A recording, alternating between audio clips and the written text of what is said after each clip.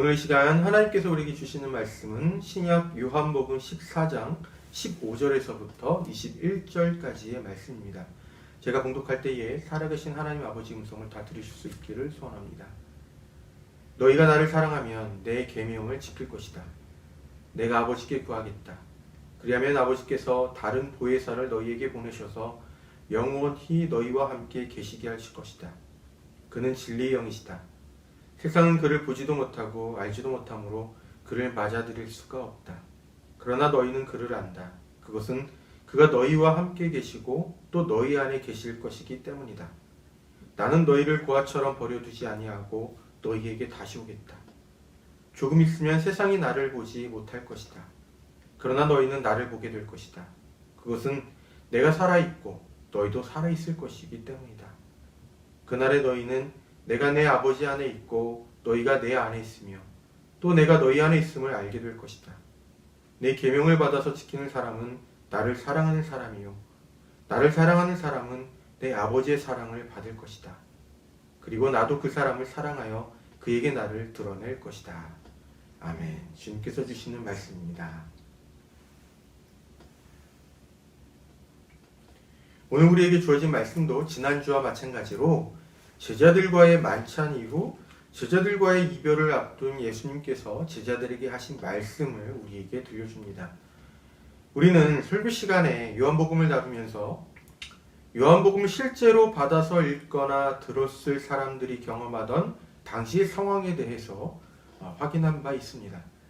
소위 요한 공동체라고 불리는 그 사람들은 유대교 회당에서 쫓겨난 유대인들과 기독교로 개종한 이방인들로 구성되어 있었습니다.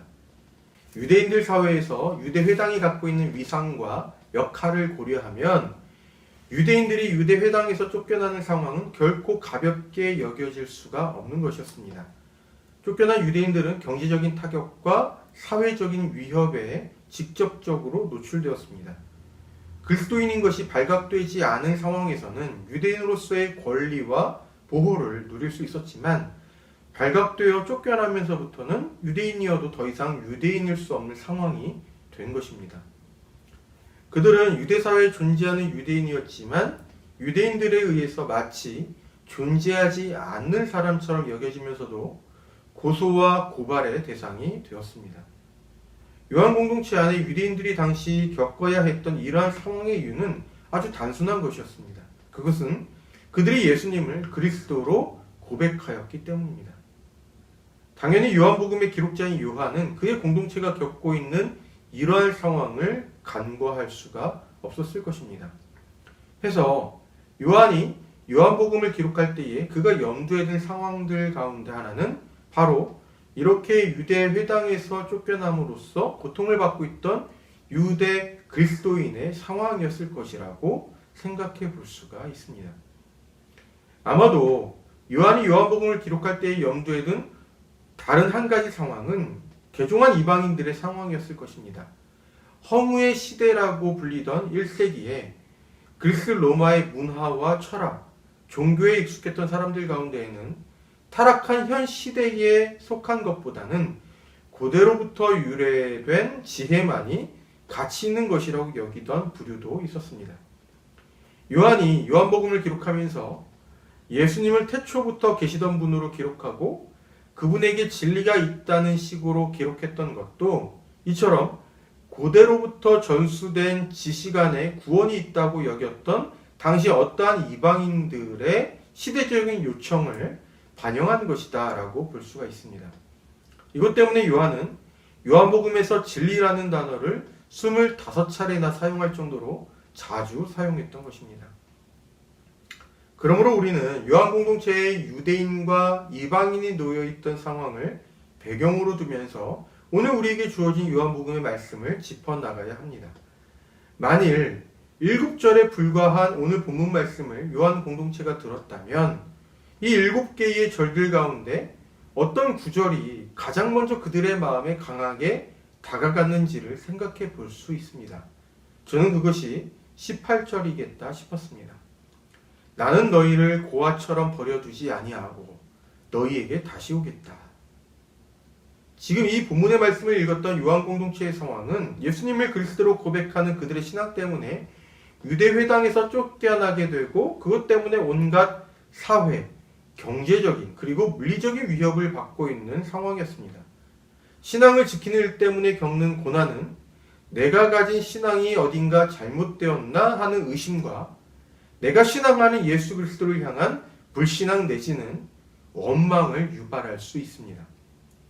옛날 이스라엘은 그들이 바벨론의 포로로 끌려갔을 때에 하나님께서 그들을 버리셨다라고 생각했습니다. 마찬가지로 예수를 그리스도로 고백하는 신앙 때문에 겪는 고난은 예수께서 우리를 버리셨나 하는 절망의 강으로 이르게 만들기도 합니다. 그렇기 때문에 신앙을 지키면서 그 시간을 견뎌내는 사람들에게 있어서 위로가 되고 소망이 되는 것은 18절의 말씀, 그러니까 예수께서 그들을 버려두지 않으시고 다시 그들에게로 오시겠다는 이 약속의 말씀이었을 것입니다. 주님께서 그들을 버려두지 않겠다는 대목에서는 위로를 얻었을 것이고 다시 그들에게로 오시겠다는 대목에서는 소망을 갖게 되었을지도 모릅니다. 물론 우선적으로 본문 속의 이 말씀은 예수님께서 그분의 제자들에게 하신 말씀입니다. 머지않아 제자들과 이별하게 될 것을 말씀하셨던 예수님께서는 그 이별 때문에 근심하고 두려워할 제자들을 위로하고 그들에게 소망을 주시려고 이 말씀을 하셨을 것입니다. 내가 너희를 버려두지 않겠다. 너희에게로 다시 올 것이다. 지금 신앙 때문에 고난을 받고 있는 우리를 주님께서 버려두지 않으시고 우리에게로 다시 오실 것이라는 이와 같은 믿음은 그 상황에 맞는 그리스도인으로서의 적절한 행동으로 이어지기 마련입니다. 오늘 본문 말씀에서 요한이 그의 공동체에게 권면하고자 했던 그것은 15절에 담겨 있습니다. 너희가 나를 사랑하면 내 계명을 지킬 것이다. 예수께서 제자들에게 이 말씀을 하셨을 때에 이 말씀은 앞으로 제자들에게 닥칠 근심과 위협의 순간들 속에서 그들이 어떻게 행동해야 하는가를 알려주는 지침이었습니다. 마찬가지로 이 말씀을 접하는 요한 공동체에게 있어서 이 말씀도 지금 고난을 받고 있는 그들이 어떻게 행동해야 하는가를 알려주는 지침이 되었습니다. 그것은 예수님께서 제자들에게 주셨던 계명을 지키는 것입니다. 그 계명은 예수께서 제자들과 만찬을 하시던 날 저녁에 제자들에게 말씀하신 것입니다. 예수께서는 서로 사랑하는 계명을 새 계명으로서 제자들에게 말씀하셨습니다. 이제 나는 너희에게 새 계명을 준다. 서로 사랑하여라.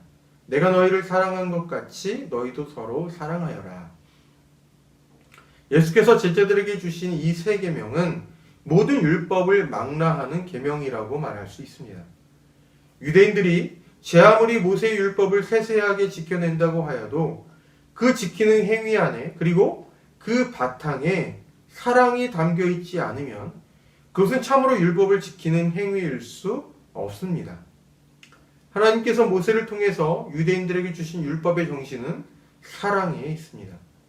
어쩌면 사도 바울도 예수님의 이 말씀에 담긴 뜻을 제대로 알고 있었기 때문에 이렇게 말했는지도 모릅니다. 서로 사랑하는 것 외에는 아무에게도 빚을 지지 마십시오. 남을 사랑하는 사람은 율법을 다 이룬 것입니다. 사랑은 이웃에게 해를 입히지 않습니다. 그러므로 사랑은 율법의 완성입니다. 이렇게 보면 오늘날 우리가 예수님을 믿는다고 하면서 다른 종교를 믿는 사람들에게 무례하게 굴거나 우리와 다른 성적 지향을 가진 사람들을 향해 비난을 하는 등의 행위를 병행한다는 것은 예수님께서 말씀하신 새 계명을 이루는 제자의 모습과는 거리가 멀다라고 말할 수밖에 없습니다.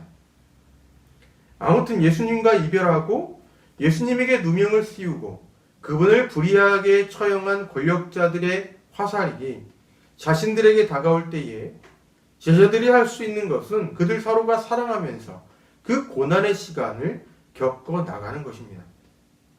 외부로부터 핍박이 가해지더라도 거기에 악으로 되갚지 않고 서로 사랑하는 일에 힘쓰는 것이 곧 예수께서 제자들에게 기대하신 모습이었습니다. 요한은 지금 박해를 받고 있는 그의 공동체가 취해야 할 행동이 바로 서로 사랑하라는 예수님의 새 계명을 충실하게 이행하는 것이라고 보았습니다. 예수님을 그리스도로 고백하는 그 신앙 때문에 그와 같은 고난을 겪고 있는 것이니, 그처럼 예수님을 사랑하는 일 때문에 고난을 겪고 있다면 그 고난의 상황 속에서도 예수께서 주신 말씀으로 대처해야 하는 것이라는 뜻입니다. 요한 공동체가 해야 할 일은 공동체 안에서 서로 사랑하는 것이었습니다. 외부로부터 박해를 받고 있으면서도 요한 공동체가 서로 사랑하는 일에 힘쓰면 그것으로 요한 공동체가 고백하는 신앙의 진실함이 저절로 드러나게 될 것입니다. 이것이 요한이 생각하는 전도이자 선교였을 것입니다. 그것은 예수께서 말씀하신 이 구절에 잘 담겨 있습니다. 너희가 서로 사랑하면 세상 사람들이 그것을 보고 너희가 내 제자인 것을 알게 될 것이다. 고난 중에도 제자들이 서로 사랑함으로써 그들이 믿는 신앙이 참된 것임을 드러낼 수 있었던 것처럼 요한 공동체도 서로 사랑함으로써 박해당하는 그들을 보는 사람들에게 예수 그리스도의 종교가 사랑의 종교라는 것을 보여줄 수 있었을 것입니다. 여기서 우리가 다시금 확인할 수 있는 것은 그리스도교 전파의 올바른 방법이라는 것이 있다면 그것은 어떠한 상황에서도 그리스도인 서로가 서로를 사랑하는 데에 있다라는 것입니다. 그리스도의 복음을 전한다는 명목으로 다른 사람들이 믿고 있는 것을 공격한다든가 오직 우리 그리스도교만이 절대 진리라는 식으로 그리스도교를 강요한다든가 하는 식의 전도나 선교는 적어도 오늘 본문 말씀에 따르면 예수께서 기대하신 방법과는 너무나 동떨어진 것이라고 말할 수밖에 없습니다. 그 대신 그리스도교는 그저 성도 서로가 서로를 사랑하는 실천을 통해서 그리고 한 걸음 더 나아가서 자발적으로 이웃을 사랑하는 실천을 통해서 그리스도의 복음이 드러나게 하는 것이 그리스도교 선교의 길일 것입니다.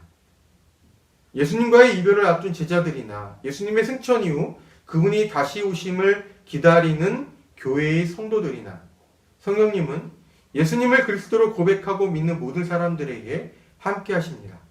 특히 요한은 그의 공동체가 고난을 겪는 그 시간 속에 성령께서도 그들과 함께 하신다는 것을 깨달아 알기를 기대했습니다. 내가 아버지께 구하겠다. 그리하면 아버지께서 다른 보혜사를 너희에게 보내셔서 영원히 너희와 함께 계시게 하실 것이다. 그는 진리의 영이시다. 세상은 그를 보지도 못하고 알지도 못하므로 그를 맞아들일 수가 없다. 그러나 너희는 그를 안다. 그것은 그가 너희와 함께 계시고 또 너희 안에 계실 것이기 때문이다. 보혜사라는 단어는 옆에서 돕는 일을 뜻합니다. 그것은 그리스도로 법정에 존재하는 법률 고문이나 조력자 혹은 변호사에 비견되는 인상을 주는 단어입니다. 이 구절에서는 성령께서 마치 그러한 역할을 하시는 분으로 언급되고 있습니다. 이 세상에 오신 예수께서 이 세상에서 하셔야 할 일들을 수행하셨듯이 그분께서 승천하신 이후인 이제는 성령께서 예수님의 제자들 안에 계시면서 제자들을 통해 예수께서 하신 일들을 수행하도록 하십니다. 요한은 요한 공동체가 그들이 결단코 고난 중에 홀로 내버려진 것이 아니라 성령님께서 그들 안에 계시면서 그들을 돌보시고 그들을 돕고 계신다는 것을 깨달아 믿기를 기대했습니다. 성도는 예수께서 다시 오실 때까지 이 세상에서 그들에게 주어진 생명의 시간을 그들 안에 계시는 성령님과 더불어 살아가는 존재입니다. 하나님은 성령님을 통해서 지금 이 세상의 성도와 함께하고 계십니다. 이것이 이 구절을 통해서 예수님이 약속하신 말씀입니다.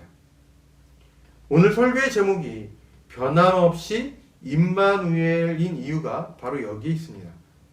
임마누엘이라는 말은 하나님께서 우리 가운데 계신다라는 뜻입니다. 예수께서 당하신 불의한 일들의 화살이 이제 곧 자신들에게 닥치게 될 상황을 앞둔 제자들에게 있어서도 변함없이 임마누엘입니다. 그들 가운데 성령께서 함께 계시기 때문입니다. 그들은 결코 버려지지 않았고 오히려 예수님께 기억되고 있었습니다. 그리고 이미 고난의 현장 속에 있었던 요한 공동체에게 있어서도 변함없이 임마누엘입니다. 그들은 이미 고난의 고통을 경험하고 있었지만 그들 안에는 성령께서 계시면서 그들이 그리스도인으로서 살아가야 할 바를 가르쳐 주기도 하시고 때로는 예수께서 다시 오실 때까지 그들을 기억하신다는 것을 깨우쳐 주기도 하셨습니다. 오늘 본문 말씀은 그것에 대해서 서로 사랑하는 것이라고 말씀해 주었습니다. 그리고 이들처럼 신앙 때문에 특별히 가혹한 고난을 경험하는 것은 아니지만 지금의 우리 가운데에도 변함없이 임마누엘입니다. 우리 안에 계신 성령께서 우리로 하여금 하나님의 생각과 뜻을 깨닫게 하십니다. 그분은 우리에게 성도로서 마땅히 걸어야 할 바를 가르쳐 주기도 하시고 때로는 우리로 하여금 소망을 갖도록 인도하십니다. 주님께서 다시 오실 그날에 그분께 영원히 기억될 것이라는 소망 말입니다. 변함없이 임마누엘이라는 이 믿음과 거기에서 나오는 소망이 오늘 우리가 그리스도인으로서 살아가도록 마음먹는 일에 충분한 동기가 될 수 있으면 참 좋겠다 싶습니다. 그런 은총이 우리에게 있기를 빕니다. 기도하겠습니다. 하나님 아버지, 믿는 중에 당하는 고난은 때때로 주님께로부터 버려진 것과 같은 좌절과 외로움으로 이어지기도 합니다. 하지만 주님은 저희가 여전히 그분께서 기억하시는 제자들이며 결코 버려지지 않은 존재임을 말씀하십니다. 밖에서 벌어지는 상황을 보면 얼마든지 낙심할 수 있지만 저희 안에 계신 성령님께 귀를 기울이면 주님께서 저희와 함께하고 계심을 깨닫게 된다는 것을 다시금 알게 되었습니다. 즐거울 때나 슬플 때나 행복할 때나 괴로울 때나 변함없이 임마누엘 하시는 성령님의 인도를 따라 저에게 주어진 하루하루를 살아가기를 빕니다. 주님, 도와주십시오. 언제나 어디에서나 성령님을 통하여 저희 곁에 또 저희 안에 계시며 저희와 함께 하시는 예수님의 이름으로 기도드립니다. 아멘.